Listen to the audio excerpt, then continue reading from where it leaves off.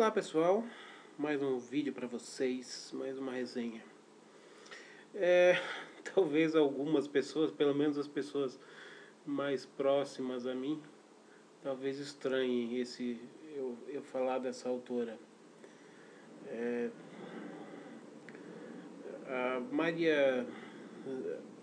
Marion Zimmer Bradley, que é a autora que eu vou falar hoje do livro, na verdade é um livro dividido em dois, Queda de Atlântida. É uma autora que sofre algum tipo de preconceito ainda, né? Muita gente não considera como sendo uma literatura séria, assim, né? Como sendo uma literatura mais de fantasia, mais infantil, mais voltada para adolescente, muito voltada para mulheres, porque a Zimmer Bradley durante a sua vida foi uma ativista feminista, participou até de movimentos lésbicos, embora ela tenha sido casada 2 vezes e tenha tido duas filhas. Então, bom, mas eu não vou tentar entender a vida pessoal dela. Nem me interessa a vida pessoal dela. Eu conto como curiosidade, porque eu faço sempre uma pequena biografia do autor que eu tô apresentando aqui. Enfim, falando nisso, então vamos começar do começo. Ela nasceu em 1930, morreu em 1999. Nasceu, como vocês podem ver, em 1930. Foi logo depois do crack da Bolsa de Nova York, de 1929. Toda a década de 30 nos Estados Unidos foi um período de grande depressão. Né? É um período de muita pobreza. É um período que foi muito bem documentado no livro e no filme As Vinhas da Ira, o livro do John Steinbeck e o filme do John Ford. Se vocês não quiserem ler o livro, eu não fiz ainda resenha desse livro. Se vocês quiserem assistir o filme do John Ford, vocês vão ver assim, os Estados Unidos devastado, né? Basicamente zona rural. Naquela época era muito a zona rural que compreendia muito do território americano. E você vê aquelas pessoas, toda a família lá, pai, mãe, filhos, avó, tio, primo, todo mundo em cima dos carros lá, e procurando, rodando pelas estradas aí, procurando fazendas que tivessem serviço, que tivessem frutas para colher, enfim. Bom, não vou falar sobre a depressão, mas esse foi o ambiente que ela nasceu. Então, uma família muito empobrecida, teve que fazer várias coisas para sobreviver, e ganhou da mãe uma máquina de escrever, começou a escrever e começou a gostar da coisa. Para cursar a universidade, ela acabou escrevendo muita coisa gótica também, de literatura gótica, para poder arrumar dinheiro para bancar a faculdade. Agora, ela tem Bom, a vida dela é isso. Depois ela se tornou escritora e tudo mais. Lançou muita coisa.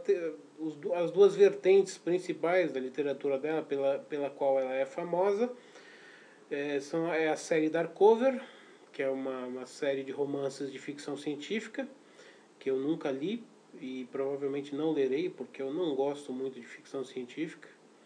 Tem que ser muito bom para eu gostar de ficção científica, e eu tenho certeza que não é o caso. E a outra vertente dela é a mitologia de Avalon, a série de Avalon, que compreende 7 livros.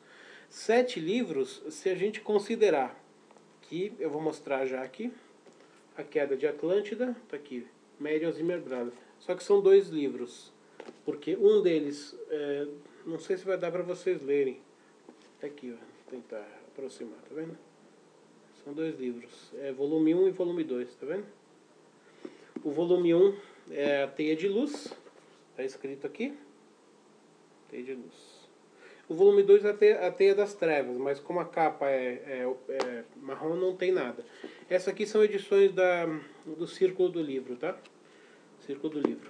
Então são edições de sebo. São 2 livros, Teia de Luz e Teia de Trevas, mas eles formam um conjunto só chamado A Queda de Atlântida. Então, e o último livro da série de Avalon, que é As Brumas de Avalon, é formado por 4 livros. Então eu estou considerando que a série de Avalon tem 7 livros, considerando que esses 2 formam um E a quadrilogia das Brumas de Avalon também formam um. Se você for considerar cada livro em separado, então você coloca um a mais por conta desses e coloca 3 a mais por conta do outro. Então são 4 a mais, no total finalizam 11 livros. Vamos dizer assim, são 11 livros e 7 títulos. Pronto, se quiser que fique assim, tá bom? Sobre a biografia da Bradley, acho que o que eu tinha para falar eu já falei. Ela participou de movimentos feministas, movimentos de lésbicos e tal. Foi casada, teve duas vezes, teve 2 filhas.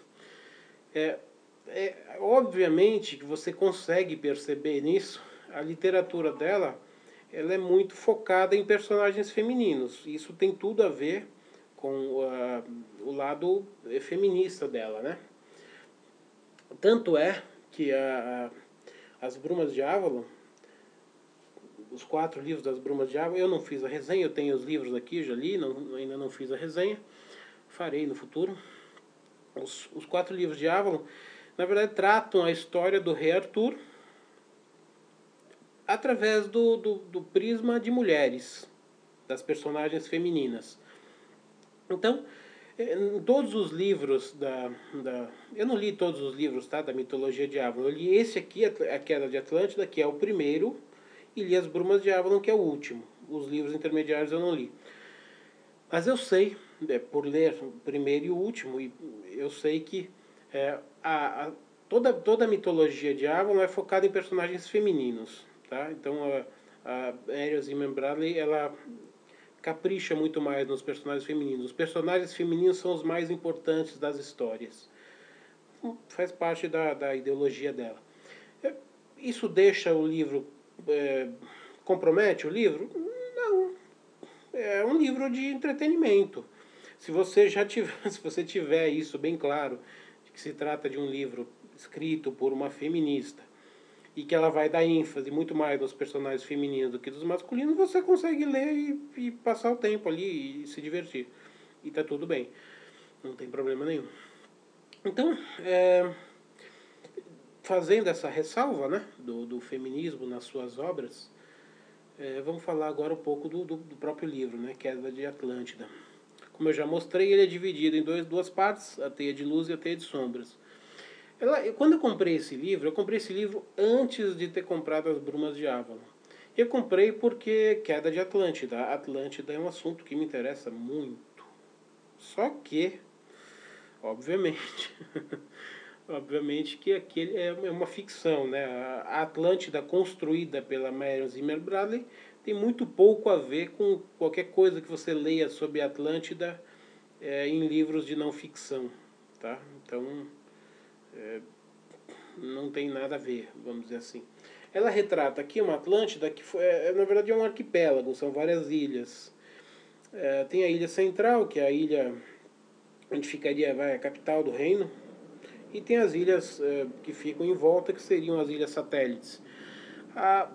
O livro se passa basicamente nas Terras Velhas, que é onde reside o Templo da Luz, que é capitaneado pelo pai das 2 meninas, que são as principais protagonistas do livro, Deoris e Damaris. Deoris e Damaris, isso. São elas as protagonistas do livro. Uma delas, a Damaris, que é a mais velha, sacerdotisa da luz, seguindo a tradição do pai.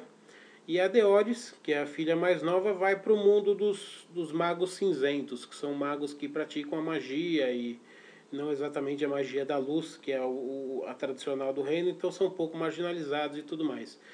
E eis que chega no reino deles, na ilha deles, Micon, ou Maicon, depende de como você quiser pronunciar, que é o filho mais velho do rei, do soberano da capital lá de Atlântida.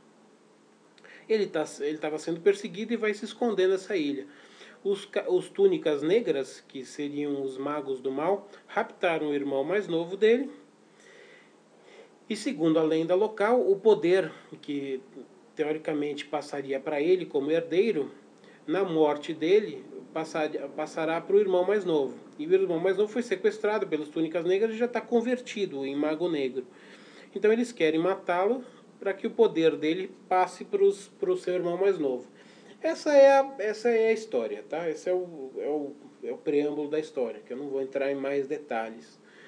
Então é isso. É claro que quando ele chega no reino, vai rolar uma certa paixão, ou até uma paixão até muito grande, entre a Damaris e o Maicon, que é a mais velha, e o Maicon. A Damaris é considerada, como ela é a sacerdote da luz, ela é focada nesse primeiro livro, que é a Teia de Luz. E a Deoris é a personagem principal do segundo livro, que é a Teia de Trevas. Então, a narrativa às vezes fica um pouco cansativa, porque não parece, mas são dois livrinhos de 210, 220 páginas cada um. No total dá mais de 400 páginas. E é um livro de fantasia, assim, para mim ele chegou a cansar um pouco, em determinados momentos ele chega a cansar um pouco, porque fica um pouco repetitivo e tal. Para mim, dava para Marion fazer tudo num livro só, em 200 e poucas páginas, dava para fechar tudo. Eu acho que falou mais do que deveria. Mas enfim, mas é um livro divertido, é um livro legal para passar o tempo. Ele é o livro que abre a mitologia de Avalon. A Marion também usa nessa série de Avalon muita referência a espiritismo, reencarnacionismo, por exemplo. Então, muitos dos personagens dessa Queda de Atlântida aparecem em outros romances dela com outros nomes, como sendo reencarnações de personagens desses livros. Então, para você saber isso, obviamente você vai ter que ler toda a série. Mas ela tem essa fonte também, tá? Então é isso. Eu não tenho preconceito com a Marion Zimmer Bradley. Eu já sei do que ela, eu já sei o que ela escreve, eu já sei que tipo de literatura ela faz. Quando eu tive vontade de ler um livro de fantasia, assim, sem pretensão nenhuma, para me divertir, eu comprei Queda de Atlântida. Se bem que eu comprei mais achando que tinha alguma coisa ligada mesmo com Atlântida, que é aquele continente citado por Platão e tal. É claro que aí foi uma inocência minha. Mas eu acabei lendo o livro e achei. Como passatempo é legal até. Se você tiver tempo livre, leia e é bem divertido. E comprei As Brumas de Avalon porque é um livro clássico, né? É um livro clássico desse gênero, obviamente, né? Todo mundo fala nele. É um livro que as mulheres são apaixonadas por ele. O que você vê de... Eu tenho... Bom, o meu filho levou o nome de Arthur porque a mãe dele gosta muito dessa quadrilogia. Eu tenho outras amigas, muitas amigas, que deram o nome de Arthur para o filho exatamente baseado no rei Arthur. Né? E o rei Arthur ele é retratado, não nesse livro, nas Brumas de Avalon, né? Que trata a história do rei Arthur sob o prisma das mulheres, né? Sob a perspectiva das mulheres. As personagens femininas são muito mais importantes do que o rei Arthur nas Brumas de Avalon. Então as mulheres gostam muito desse tipo de literatura e assim influenciou muita gente, né? É claro que a maioria leu isso aí na adolescência, não na fase adulta, mas são livros interessantes. Então depois eu vou fazer mais para frente a resenha das Brumas de Avalon, que eu acho até mais interessante do que a Queda de Atlântida. Mas eu acho que é um livro que vale a pena, tá? Para passar o tempo vale a pena. Não espere que a sua vida mude por causa desse livro. Mas se você quer um livro para passar, um livro assim, de fantasia, para passar o tempo, tá legal, não tá ruim não, tá bom? A trama é bem construída, tem obviamente muitas reviravoltas, muitos eventos dramáticos durante a trama, e fica legal, tá bom? É isso aí. Então, uma saudação e até a próxima.